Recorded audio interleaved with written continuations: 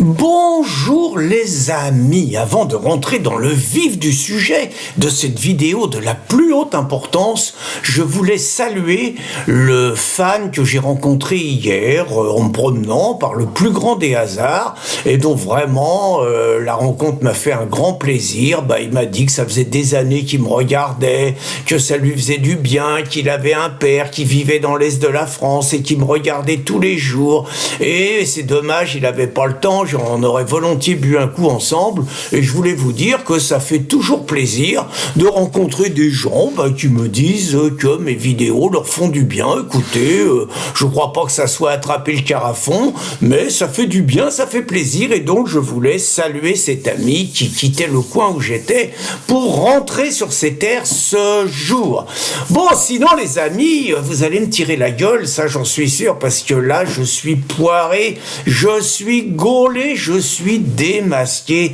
C'est moi le conseiller de l'ombre, le conseiller occulte, l'éminence grise de Jean-Luc Mélenchon. Et là, vous en avez la preuve. Je vous ai raconté, il y a 3 jours, je vous ai raconté que Jean-Luc, il m'a appelé et qui m'a dit qu'il fallait que je l'aide à sortir de là, qu'ils étaient dans une mouise épouvantable, qu'ils n'arrivaient pas à trouver un candidat, qu'ils étaient ridicules, que tout le monde se foutait de leur gueule et qu'il fallait que je les aide. Et rappelez-vous ce que je leur ai dit il y a 3 jours. Je leur ai dit qu'il fallait qu'ils mettent une gonzesse à Matignon, mais une gonzesse noire. Et Jean-Luc, il m'avait dit, Pierrot, c'est super, tu me sors de la mouise et tout. Le problème, c'est que Jean-Luc, il trouvait pas de candidat, il n'y arrivait pas et tout. Donc, il m'a rappelé hier soir. J'ai tout arrêté pour discuter avec lui. Bon, on a fait le point de la situation. Je lui ai dit, écoute, Jean-Luc, tu multiplies les conneries. Je me dis, pourquoi? Je dis, t'es en train de te faire mettre, là. Regarde, déjà, tu publies aujourd'hui une liste des 4 insoumis que vous proposez à Macron. Dans les 4 insoumis, il y a toi, il y a Bompard, il y a Panot et il y a la petite Clémence Guettet. Ah, elle, c'est ma chouchou. Elle est belle, elle est intelligente et tout. Je sais pas ce qu'il y a fou chez les insoumis.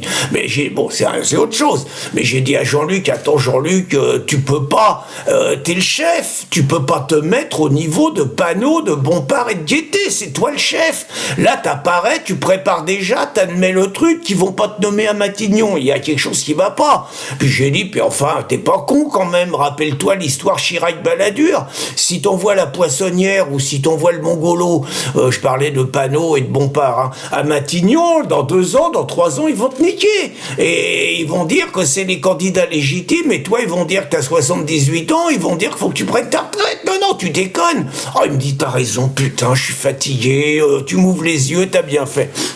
Il me dit, t'as autre chose? Je dis, attends, ce qui est en train de se passer, c'est que Faure et Roussel, ils sont en train de te baiser. Ils sont en train de magouiller ensemble, d'abord pour t'évincer, et ils sont dans des accords, ils vont coller Faure à Matignon, c'est ça qui est en train de se passer avec le soutien des Verts, et ils vont coller le perchoir au vert. Et toi, tu vas te faire baiser. Oh, il dit, putain, les ont pas fait, j'ai rien vu venir et tout. Et Jean-Luc, il me dit, il faut que tu me trouves quelque chose, là, trouve-moi. Alors, je dis, attends, déjà, parle-moi de la tondelière, vous allez pas soutenir ça. Il me dit, attends, faut arrêter, on va pas envoyer une tarée à Matignon, on va se faire foutre de notre gueule. L'autre, le seul truc qu'elle trouve à dire, c'est que c'est une orfèvre dans la lutte contre le Front National parce qu'elle est à Hénin-Beaumont. Attends, qu'elle ferme sa gueule. Aux dernières municipales, Briouat, il fait 78 au premier tour, il est élu, elle a fait 14. Et elle vient nous dire que c'est comme elle dit qu'il faut lutter. Non, la tondelière, c'est pas possible, qui m'a dit Jean-Luc.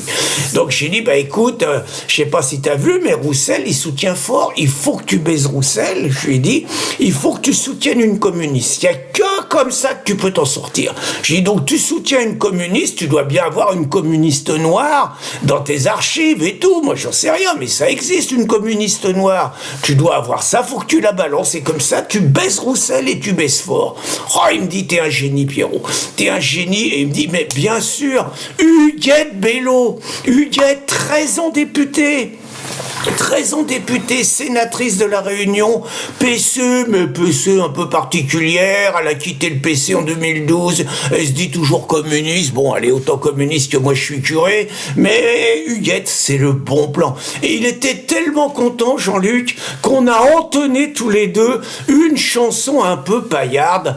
Un jour la petite Huguette tripote-moi, bon j'ai dit à Jean-Luc, attends putain on est sur écoute, si ça sort on est mal. Il me dit oh putain.